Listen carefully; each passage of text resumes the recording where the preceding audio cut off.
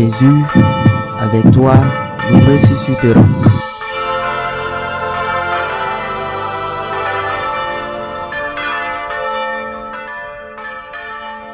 En ce temps-là, Jésus disait aux foules, « Personne ne peut venir à moi si le Père qui m'a envoyé ne l'attire, et moi je le ressusciterai au dernier jour. » Et il est écrit dans les prophètes, « Ils seront tous instruits par Dieu lui-même.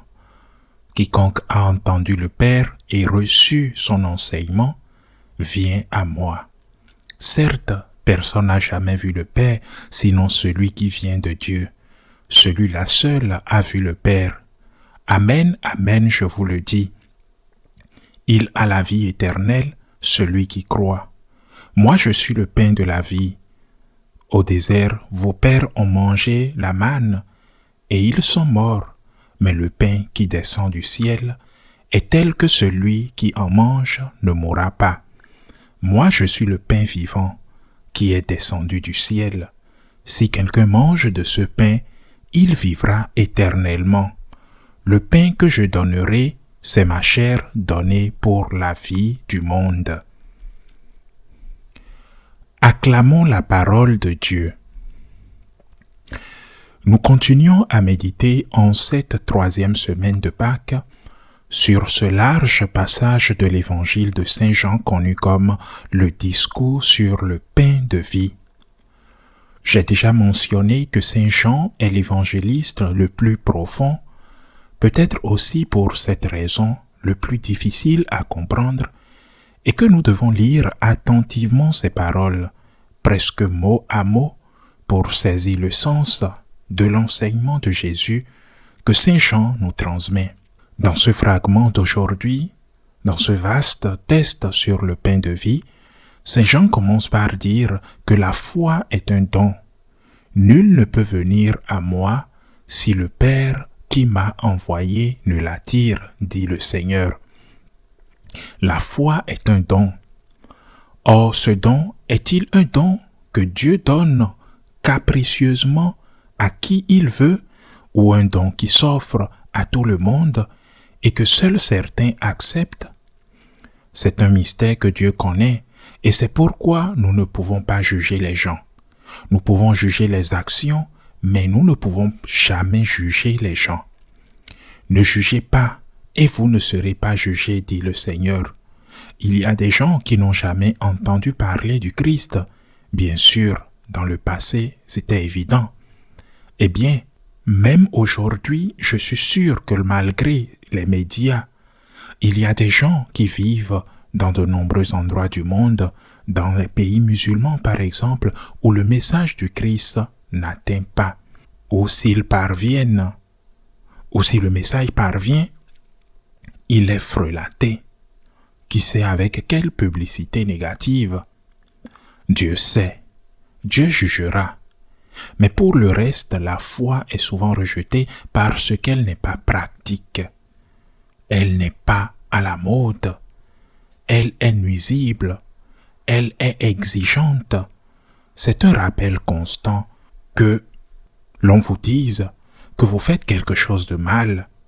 C'est comme ce Jiminy Crique qui parle dans votre intelligence, dans votre conscience, vous disant que ce n'est pas bien, ce n'est pas bon, et vous finissez par vous lasser d'entendre cette voix de Jiminy Crique, et vous le piétinez, le tuez, et c'est fini. Je précise que c'est juste un exemple. Si vous ne vivez pas comme vous pensez, vous finirez par penser comme vous vivez. Nous devrions analyser cela en détail et nous examiner nous-mêmes et nos proches pour déterminer la cause de leur crise de foi ou de leur retrait. Est-ce que Dieu ne leur donne pas la foi ou est-ce que Dieu la leur donne, mais ils ne veulent pas? Et à cause de tant de circonstances, parfois de mauvaise fréquentation, bref, peu importe, ils se sont éloignés de lui. Deuxième enseignement de ce fragment de l'évangile que nous venons de lire, il est très clair que Jésus relie l'Eucharistie à la vie éternelle, la communion à la vie éternelle. Et il le dit spécifiquement. Je suis le pain vivant descendu du ciel. Celui qui mange de ce pain vivra éternellement. Le pain que je donnerai, c'est ma chair pour la vie du monde. Pouvez-vous prendre la communion? On peut même communier plusieurs fois et ne pas aller au ciel. Ou celui qui communie va au ciel quoi qu'il arrive, ce serait trop facile. Mais il est vrai que Jésus l'a dit aussi dans ce même contexte, mais dans un autre fragment bien sûr, que lorsque nous communions, nous sommes transformés en lui. Je vis en lui et il vit en moi, dit le Seigneur. C'est-à-dire que lorsque nous communions, les matières sur lesquelles se produit la transsubstantiation conservent leur aspect sensible. C'est du pain et du vin, mais c'est le Christ dans la mesure où le pain et le vin se transforment en nous comme toute autre nourriture que nous ingérons, mais dans la mesure où le Christ, vrai Dieu, vrai homme, dans son humanité et dans sa divinité, c'est lui qui nous transforme en nous-mêmes. Nous le transformons en nous-mêmes et ce faisant, nous sommes transformés en lui. Il vit en nous et c'est toujours ainsi. C'est ainsi avec une seule fois que cela se produit. Une réponse affirmative doit être donnée aux deux questions. C'est toujours ainsi. Et c'est une seule fois. Et cela suffirait, mais avec des conditions. Et ce pourquoi? Parce que ce n'est pas une chose automatique, mais cela exige la foi. Et c'est ce dont je parlais dans l'homélie d'hier. Si une personne mange le corps du Christ sans savoir ce que c'est, ou même pour vouloir faire du mal, commettre un sacrilège, une profanation, cette personne n'a pas la foi, ou si elle a la foi, elle a une foi satanique. Elle veut faire du mal au Christ en qui elle croit, en qui elle ne croit peut-être pas. Il y en a qui croient, mais malgré leur croyance, veulent faire du mal. Cette personne n'est pas transformée en Christ même si elle communie. Ce n'est pas une chose automatique. La foi est requise. Vous savez que le Christ est présent dans l'Eucharistie. Vous communiez à cette présence réelle du Christ. Il vous transforme. Il vous fait sien dans la mesure où vous le faites vôtre. Il vous fait sien. Il vit en vous. Et s'il vit en vous, quand viendra l'heure de la mort, il vous amènera, lui, au ciel. Mais en plus de cette foi, il est nécessaire que cette communion ne soit pas rompue. Que signifie le mot communion?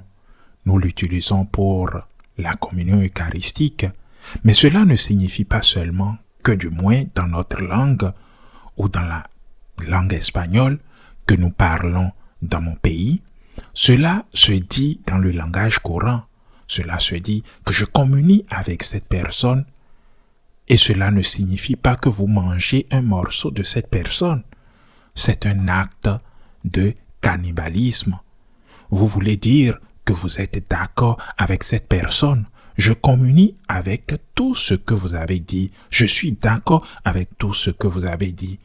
Il y a communion entre nous. Donc la communion, en plus de l'acte de communier à l'Eucharistie, signifie être en accord. Communier avec le Christ signifie être en accord avec le Christ. La foi, je crois, Seigneur, en tout ce que tu enseignes. Je crois que tu es Dieu et homme. Je le crois, Seigneur, que tes enseignements sont des enseignements divins qui ne passeront jamais. Celui qui ne communie pas avec le Christ, qui n'a pas la foi au Christ, même s'il communie l'Eucharistie, ne reçoit pas le bénéfice de cette communion. Mais il y a un autre aspect de la communion, un troisième aspect. Une personne communie avec une autre, non seulement lorsqu'elle partage des idées, mais il y a aussi communion lorsqu'il y a une relation d'affection, d'union, d'amitié. Comment pouvons-nous communier avec le Christ si nous sommes en colère contre lui? Comment pouvons-nous être en communion avec le Christ si nous sommes en état de péché mortel? C'est pourquoi l'Église insiste sur le fait que la communion eucharistique qui nous transforme en lui et nous conduira au ciel requiert deux types de communion en plus de cet aspect de communion. La communion d'idées, la foi, je suis d'accord, je crois, et la communion d'amitié, le fait d'être en état de grâce. Lorsque ces trois aspects de la communion sont accomplis, reçoit le corps et le Christ, reçoit l'Eucharistie avec foi en la divinité du Christ et accepter tous les enseignements sans les sélectionner et ensuite être dans la grâce de Dieu, c'est-à-dire être en amitié avec Dieu, être uni à Dieu. Alors il vous transforme et il a promis que lorsque le moment viendra, il vous amènera à la vie éternelle. Serait-ce suffisant une seule fois si ces conditions étaient remplies et que vous n'aviez pas pu recevoir à nouveau la communion? Je pense par exemple à beaucoup de gens qui sont en prison parce qu'ils sont chrétiens, certains des prisons communistes qui ne peuvent plus recevoir la communion, on ne leur donne plus l'occasion de communier, mais qui ont reçu la communion au moins une fois. Maintenant, ils font une communion spirituelle, une communion de désir, et sont dans la grâce de Dieu. Alors nous ne devons pas avoir peur. Une seule fois suffirait-elle au Seigneur pour nous faire siens?